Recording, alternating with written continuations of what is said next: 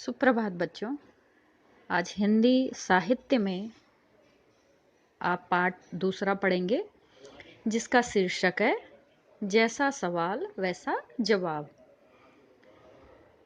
इसमें बीरबल और अकबर की कहानी है। उनके बहुत सारे किस्से बहुत प्रसिद्ध हैं।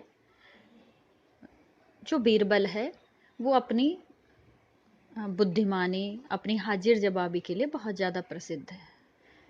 तो उसी से संबंधित ये कहानी है। बादशाह अकबर अपने मंत्री बीरबल को बहुत पसंद करते था। बीरबल की बुद्धि के आगे बड़ों बड़ों की भी कुछ नहीं चल पाती थी।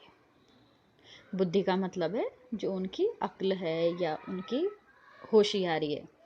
इसी कारण कुछ दरबारी बीरबल से जलते थे मतलब ईर्ष्या करते थे, उनको पसंद नहीं करते थे। वे बीरबल को मुसीबत में फंसाने के तरीके सोचते रहते थे। मुसीबत में फंसाने का मतलब है कि वो ऐसे सवाल या कुछ इस ढंग से प्रश्न पूछे उनसे ताकि वो उसका उत्तर ना दे पाएं और वो उसी में उलझ के रह जाएं। ठीक है, ताकि उन अकबर के सामने वो मूर्ख या ज़्यादा बुद्धिमान साबित ना हो सके, इसलिए वो हर समय उनसे कुछ इस ढंग से प्रश्न पूछते थे या हर समय उन्हें मुसीबत में फंसाने के तरीके सोचते रहते थे। अकबर के एक खास दरबारी ख्वाजा सरा को अपनी बुद्धि और विद्या पर बहुत अभिमान था। ठीक है, उसी दरबार में एक ख्वाजा सरा नाम के एक दरबारी थे जिनको बहुत ज़्यादा घमंड था अपनी विद्या और बुद्धि पर। बीरबल को तो वे अपने सामने निरा बालक और मूर्ख समझते थे। निरा बालक का अर्थ है कि बहुत ही नासमझ या छोटा सा बालक समझते थे। मूर्ख का मतलब है नासमझ या बेवकूफ़ समझते थे। लेकिन अपने ही मानने से तो कुछ नहीं होता। लेकिन अपने मानने से तो कुछ होता नहीं है जब तक दूसरा कोई तुम्हारे बुद्धिमान या तुम्हें कोई गुणवान न बता दे, तो उससे तो कुछ होता नहीं है ना। हम अपने आप को बोलें कि हम बहुत बुद्धिमान हैं या हम बहुत अच्छा क्रिकेट खेल लेते हैं, तो अपने मानने से नहीं होता जब तक दूसरा आपकी बड़ाई ना करे या आपकी प्रशंसा ना करे। दरबार में बीरबल की ही तूती बोलती का मतलब है उनका ही बोलबाला था, उनका ही प्रभाव था, क्योंकि सब उनको पसंद करते थे, वो बुद्धिमान थे। ठीक है, तो तूती बोलती का मतलब है उनका प्रभाव बहुत ज़्यादा था, सब उनको पसंद करते थे। और ख्वाजा साहब की बात ऐसी लगती थी जैसे नक्कार खाने में तूती की आवाज़।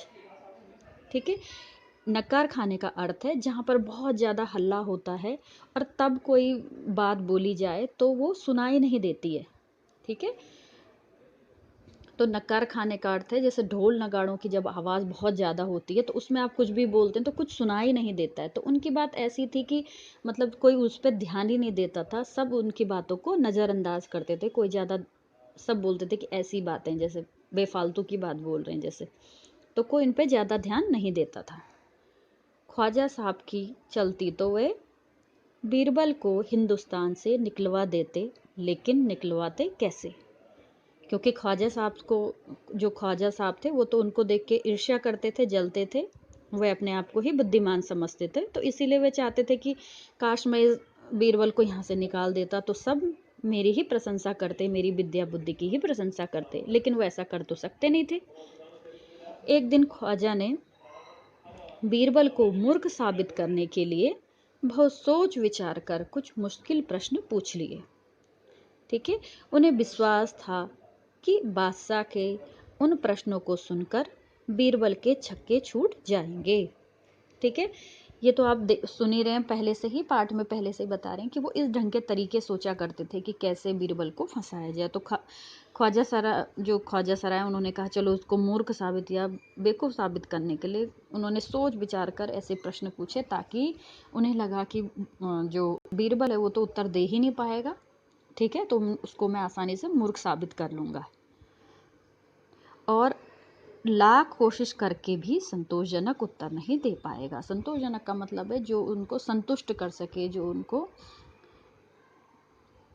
उनकी इच्छा के अनुसार जो उत्तर दे सके। तो ऐसे उत्तर तो बीरबल तो दे नहीं पाएगा।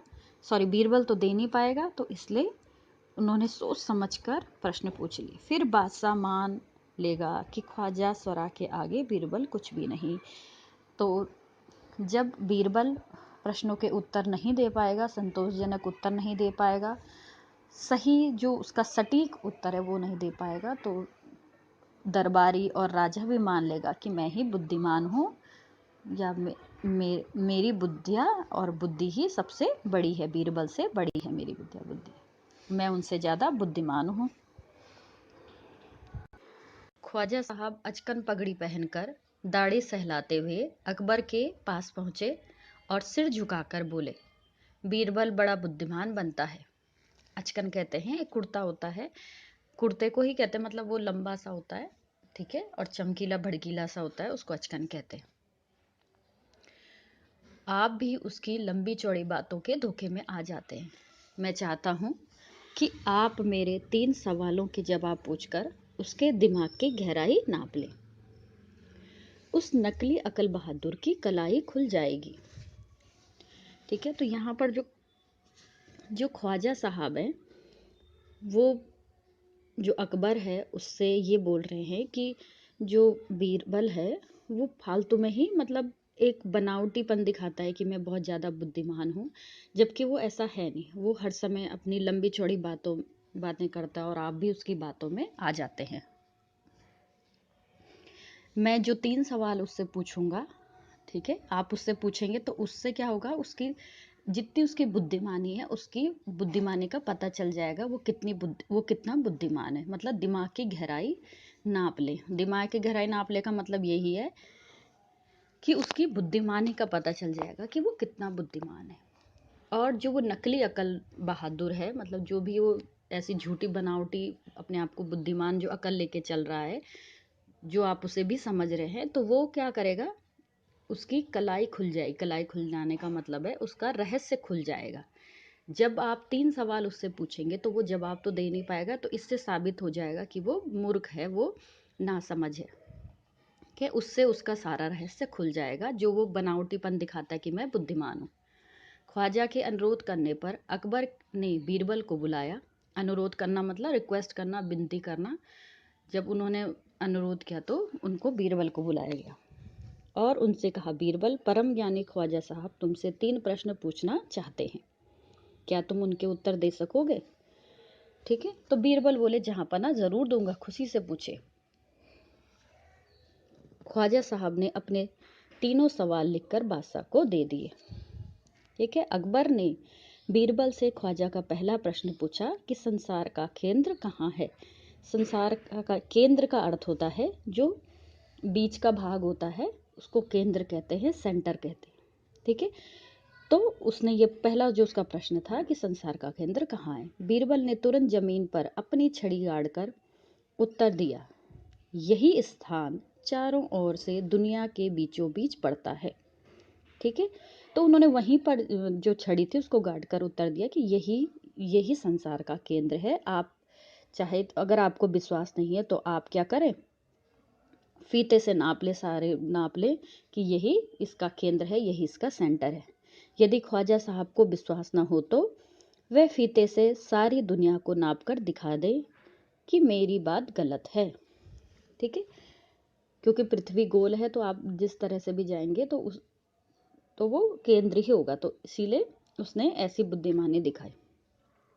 अकबर ने दूसरा प्रश्न किया, संसार में कितने तारे हैं?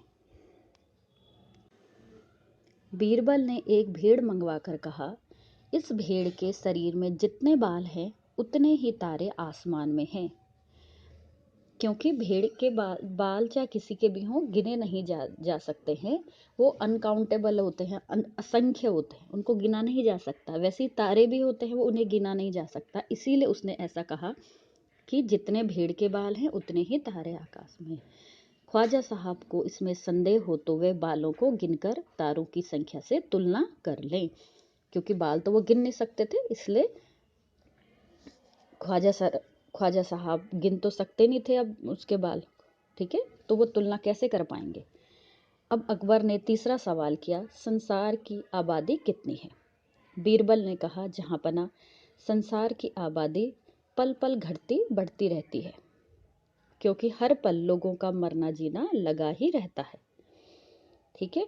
आबादी, तीसरा जो प्रश्न था, संसार की आबादी का मतलब कितनी जनसंख्या है, तो उसने जवाब ये दिया क्योंकि हर समय कोई ना कोई मरता है, कोई जन्म लेता है, तो इसीलिए जो एग्जैक्ट जो है हम एक सही जो जनसंख्या का आंकड़ा है वो नहीं बता सकते। इसलिए यदि सभी लोगों को एक जगह इकट्ठा किया जाए तभी उनको गिनकर ठीक ठीक संख्या बताई जा सकती है। ठीक है। तो ऐसा तो मुमकिन नहीं है कि सबको एक जगह इकट्ठा कर सके। ठीक है। लेकिन जो जनसंख्या है संसार की वो घटती बढ़ती रहती है, तो उसको गिनना नामुमकिन है। ठीक है। मतलब एक अनुमान लगाया जा सकता है, लेकिन बिल्कुल एग्जैक्ट नहीं बताया जा सकता है कि कितनी जनसंख्या है, क्योंकि कभी कोई किसी की डेथ हो रही है, कोई जन्म ले रहा है, तो एग्जैक्ट नहीं बताया जा सकता। हाँ, अनुमान लगाया जा सकता है कि इतनी जनसंख्या है। बादशाह तो बीरबल के उत्तरों से संतुष्ट हो गए। संतुष्ट होना मतलब वो उन्हें सेटिस्फाइड हो गए कि हाँ भाई ठीक है, उसके उत्तर सही है। लेकिन ख्वाजा साहब नाक मुंह सिकोड़ कर बोले, ऐसे गोलमोल जवाबों से काम नहीं चलेगा जनाब। नाक मुंह सिकोड़ने का मतलब है, मतलब अप्रसन्नता जाहिर करना, किसी चीज़ को, किसी बात को सुनकर खुश ना होना। तो उसने नाक मुंह सिकोड़ लिए। ठीक है। तो वो उसकी जो उत्तर दिए थे, क्योंकि उन्हें तो ये लगा था कि जो बीरबल है वो मेरे प्रश्नों के उत्तर नहीं दे पाएगा। ठीक है। लेकिन बीरबल तो बुद्धिमान था, तो उसने सभी प्रश्नों के उत्तर दे दिए। बीरबल बोले, ऐसे सवालों के ऐसे ही जवाब होते हैं, पहले मेरे जवाबों को गलत साबित कीजिए तब आगे बढ़िए। ख्वाजा साहब से फिर कुछ बोलते नहीं बना। ठीक है। तो बीरबल ने भी कहा, भाई अगर आप मेरे जो मैंने उत्तर दिए हैं उससे खुश नहीं हो तो वो मेरी नहीं है, क्योंकि आपके जो प्रश्न थे वो ऐसे ही थे, इसीलिए आपको जो उत्तर मिला है वो भी ऐसा ही है। तो अंत में ख्वाजा साहब कुछ भी नहीं बोल पाए। भले उन्हें अप्रसन्नता हुई उन उत्तरों से, लेकिन फिर भी अब क्या बोल सकते थे वो। ठीक है। तो बच्चों, ये कहानी बहुत अच्छी है, आप इसे खुद से पढ़िए और इससे संबंधित भी और बहुत सारे किस्से हैं अकबर और बीरबल के, आप उन्हें भी पढ़िए।